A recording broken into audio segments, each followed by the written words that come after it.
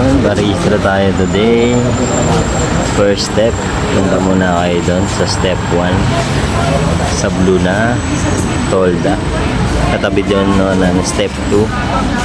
Pagtapos nyan, mamimili na kayo ng insurance. Meron dito 5 insurance. Pagtapos nyan, pupunta na kayo dito sa emission payment.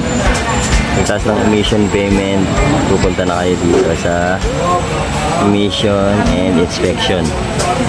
Pagtapos nyan, mabilis lang din, babalik na kayo na insurance. Pagtas ng insurance, punta na dito sa waiting na. Dito nga pala i-open nyo na yung portal nyo. Dapat kabisado nyo yung lago nyo dyan. Then waiting na lang tayo dyan. GCash payment nga lang pala dyan. Pagtapos yan sa pag-payment, tapos na ang ating registro for 2025 and 2026. Dito yan sa emission. Tapos na tayo, kinuha lang natin yung suli natin.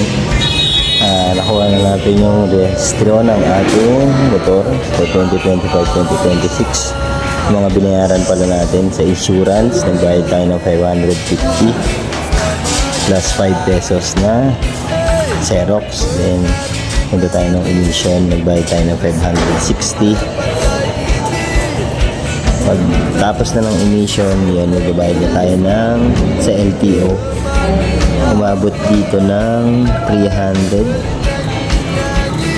Yan, may convenience fee kasi na 217.50. Yan. Dala tayo.